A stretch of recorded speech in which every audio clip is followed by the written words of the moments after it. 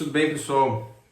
No último vídeo, então, eu mostrei para vocês que existe realmente muita grana dentro do mundo da inovação. Nós falamos aí de incentivos na casa dos milhões, bilhões de reais. E agora, provavelmente, se você está acompanhando esses vídeos, a tua próxima pergunta é, beleza, né? Como conseguir esse dinheiro? E como que isso se dá, né? É uma transferência direta? Eu tenho que pedir para alguém? Isso é um negócio de simplesmente se cadastrar e cair na conta bancária da empresa, né?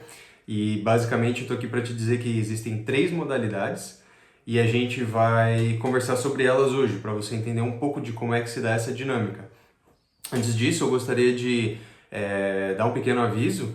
Existe uma newsletter que eu tenho também, associada a esse canal, onde eu vou estar compartilhando alguns pensamentos, algumas ideias um pouco mais aprofundadas. É uma newsletter totalmente gratuita e que, se você se inscrever e depois não gostar, é só se desinscrever. E ali eu vou estar com... É aleatório, né? Dependendo de quando surgirem ideias, assim que eu vou encontrando conteúdo, material mais aprofundado, eu mando lá. É um conteúdo um pouco mais detalhado, mais aprofundado, com insights um pouco mais profundos. Se você tem interesse, você gostaria de aprender mais sobre isso, por favor, tá no link da descrição, só se inscrever lá, colocar o seu e-mail. E não tem nenhum problema se um dia você cansar e quiser cancelar, é de graça, aproveite, mas eu tenho certeza que você vai gostar, são insights bem interessantes, tá?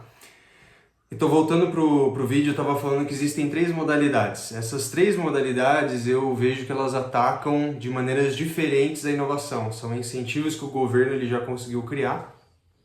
Não só o governo, né, mas outras instituições também conseguiram criar para que essa inovação ela seja incentivada. Então, basicamente, existem 3 tipos. São o financiamento subvencionado, os incentivos fiscais e a subvenção econômica. Então vamos pegar cada um deles para a gente destrinchar aqui. O financiamento subvencionado, ele é basicamente a ideia que é a seguinte: hoje em dia, se você chegar e bater na porta do banco, ele vai dizer para você assim, olha, se você quiser fazer esse projeto, se você quiser aprovar esse pacote aqui de dinheiro para você me pagar, ele vai te dar uma taxa lá de 10% ao ano, 12% ao ano, 15% ao ano, dependendo do projeto, dependendo do banco.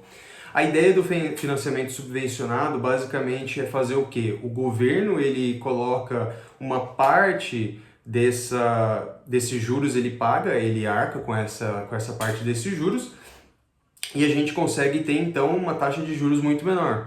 Dependendo do nível de inovação desse projeto, a gente consegue chegar até a taxas aí de 2% ao ano, ou seja, realmente muito abaixo do mercado e com carências aí de 2, 4, né, até 5 anos já vimos, até acho que mais, chega... Então, assim, existe um tempo muito bom para pagar com um juros muito baixo.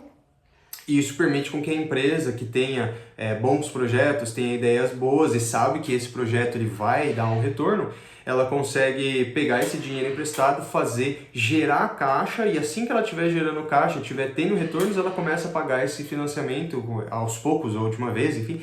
Então, assim, ela é realmente uma modalidade muito interessante. Quais são as características principais delas, então? Esses financiamentos, eles têm vários níveis, né? Então essa taxa de juros ela vai variar dependendo do nível de inovação. Obviamente que os projetos mais inovadores, né, eles vão ter uma taxa menor, mas os projetos menos inovadores, eles têm uma outra vantagem, né? Na verdade, todos do financiamento, que é o seguinte: geralmente nas outras existe um teto de quanto que pode ser financiado e geralmente para financiamentos subvencionados, esse teto ele é muito maior, né? Então nós estamos falando aí de projetos de 60, 100, 300 milhões, então projetos bem mais robustos, bem mais parrudos, e quem souber vender bem o peixe consegue chegar provavelmente até mais, né? Existem nesses financiamentos algumas modalidades mais concentradas, onde, por exemplo, o FINEP financia isso diretamente, ou então algumas modalidades mais descentralizadas, onde bancos regionais, em parceria com o FINEP, com o Fundo de Desenvolvimento, conseguem fazer esses financiamentos individualizados, né? Cada um na sua região. A segunda modalidade, então, são os incentivos fiscais. Esses incentivos fiscais, algumas pessoas já ouviram falar, eles são a lei do bem, a lei da informática. Qual que é a ideia, né, desses incentivos? Eles são, obviamente, geralmente eles são para empresas com lucro real, então empresas às vezes de um faturamento um pouco maior ou que estão dispostas a abrir esses dados um pouco mais para o governo, né? Mas eles são incentivos que, a partir de projetos que existem, uma vez inscrito, né, na Lei do Bem, uma vez aprovados essa inscrição junto à Lei do Bem, você consegue mandar alguns projetos eventuais e tudo que for gasto nesses projetos, você consegue abater do imposto. Então, da base de cálculo que vai ser mandada para o pagamento de imposto mensalmente, você consegue justificar, isso aqui foi mandado para... A gente gastou em P&D, em inovação, então abate uma porcentagem dessa base de cálculo e nós conseguimos aí boas porcentagens, né, de abate. Então, por exemplo, se uma empresa ela paga, digamos, 34% de imposto, ela consegue pegar, por exemplo, mão de obra para um determinado projeto, a gente consegue abater às vezes 180% ou 80%, ou, né, enfim, depende muito de qual que são os quinais da empresa, quais são as especialidades dessas empresas atuantes, mas a gente consegue abater ali essa parte de base de cálculo. Então, se ela ia pagar 100 mil de imposto naquele mês, né, que seriam uns 30 e poucos por cento, ela conseguiria, e ela vai pagar 20 mil para funcionários, para RH, que foram trabalhar, por exemplo, em projetos de inovação. Então, 20 mil, 180, vamos ver se o cálculo dá certo aqui, daria 36 mil, porque 180%, então de 20 mil, 36 mil vai ser abatido da base de cálculo. Então a base de cálculo agora, em vez dela estar pagando 100 mil, ela ia estar pagando 64 mil, né? Então teve um abatimento de imposto. Então esse incentivo ele se dá diretamente no imposto. Virtualmente é como se você deixasse de pagar imposto e você tem um teto, né, de quanto de imposto que você ia pagar nesse mês, então você consegue fazer esse abatimento e ele é mensal.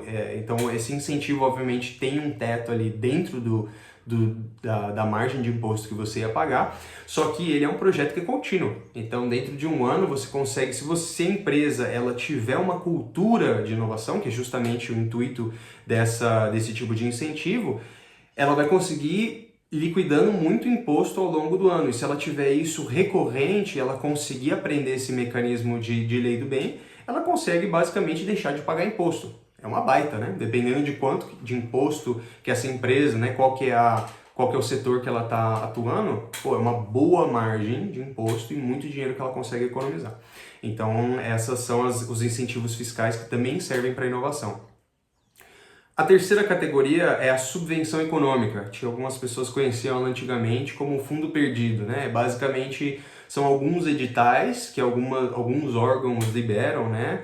E a gente vai falar desses órgãos mais para frente, em outro vídeo, mas são alguns órgãos, eles liberam esses editais e basicamente eles dizem assim, nós vamos dar para vocês uma quantidade de dinheiro, alguns milhões para vocês fazerem esse projeto. Então, basicamente, a empresa ela tem que apresentar um projeto de inovação, escrever esse projeto, justificar ele, e aí, uma vez aprovado, eles dão esse dinheiro. Então, nós estamos falando aí de 3 milhões, 5 milhões, 10 milhões, dependendo do projeto, chega até 60 milhões. Então, é graúdo. E esse dinheiro ele vai inteiramente para o projeto, para a empresa. Ele é depositado numa conta da empresa. Qual que é a contrapartida, né, que a gente chama? Ou seja, o que a empresa tem que entrar? Ela tem que dar dependendo do tamanho da empresa, ela vai ter que dar uma porcentagem dessa subvenção, né, desse dinheiro que estão colocando, mas não é de volta para o governo, não é como se fosse taxas, impostos, não.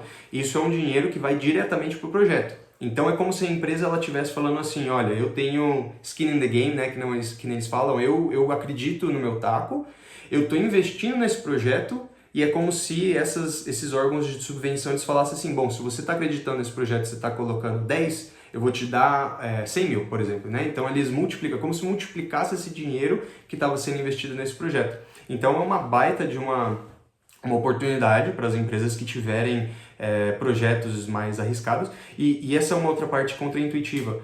Essa subvenção ela é direcionada para esses projetos que são mais arriscados, que têm um risco maior, que tem são alta inovação e alto retorno, mas alto risco também. Então, para os projetos que têm esse apetite maior de risco, é exatamente subvenção. Qual que é o pulo do gato? Tem que escrever esses projetos de subvenção, que geralmente são um pouco mais complicados, são um pouco desafiadores, tem muitas peças, né, que se movem nesses projetos e precisam estar alinhadas, bem encaixadas para ser aprovado.